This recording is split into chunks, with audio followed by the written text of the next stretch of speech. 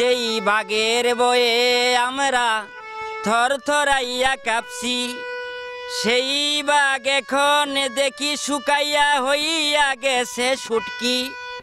Mine কাছি পায় পইরা বাগে বিড়ালে রে সালাম দিতে দেখছি। পেশায় একজন কাঠ মিস্ত্রি, শখের বসে করতেন গান। সেই গানকে সোশ্যাল মিডিয়াতে ভাইরাল খায়রুল বাশার। বেশি ফালে পারিস না, পালাইবার জায়গা পাবি না। খায়রুলের সঙ্গে বাদ্যযন্ত্র বলতে শুধু একটি হারমোনিয়াম। নিজেই লেখেন গান, নিজেই দেন সুর। সমসাময়িক কোনো ঘটনা বা প্রেক্ষাপট নিয়ে মুহূর্তে গান গাইতে পারদর্শী তিনি। তার গাওয়া গানগুলো বেশ সাড়া ফেলেছে ফেসবুক ও ইউটিউবে। এই হুঁশিয়ার সাপ এসেছে রাসেল বাইপার, হুঁশিয়ার সবাই হুঁশিয়ার। তার গাওয়া গানের হাতেখড়ি শৈশবেই। হারমোনিয়াম শিখেছিলেন তখনই। বাবা বীর মুক্তিযোদ্ধা হাবিবুল্লাহ ডালি। এসএসসি পাশের পর পড়াশোনা চালিয়ে যেতে পারেননি। জীবিকার জন্য বেছে নিয়েছেন কাঠ মিস্ত্রির কাজ। এখন জন্ম সনদ দিয়ে খোলো বিকাশ স্টুডেন্ট অ্যাকাউন্ট। নিজের বিকাশ নিজে কর। আমার বাবা গান করতো, ওখান থেকে অলরেডি আমাদের এটা পাওয়া।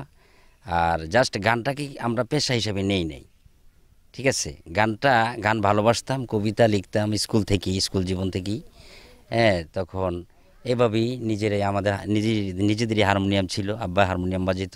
তারপর পাশাপাশি আমাদের স্কুলের আমাদের শিক্ষক ছিল হান্নান মাস্টার, ওনার নাম। ওনার হারমোনিয়াম দিয়েও আমি বাজাইতাম, স্কুলে গান টান করতাম। তারপরে এভাবে আমার ছেলে বললো, আব্বু তোমার গান বিভিন্ন মানুষের গান করে, তো এই গানগুলো তুমি এখন মিডিয়ার যুগ, অনলাইন মিডিয়ার যুগ, তুমি কিছু গান গাও, বেশি ভাল পারিস না। গানটা করার পর বললো যে গানটা এটা ভাইরাল হয়েছে। যা করার করস রে মন সামনে বেশি বাড়িস না, সকল হিসাব মেইন খাতায় জমা।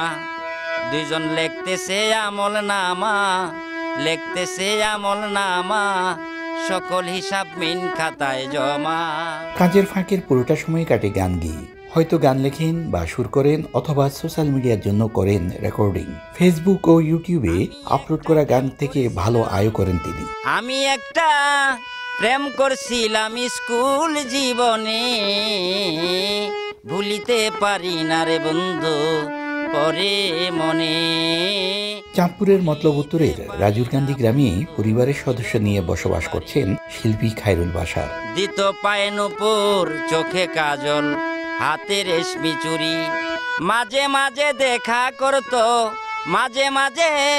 দেখা করতো ওই পুকুর কোণে। ফারুক আহমদ, সময় সংবাদ, চাঁদপুর।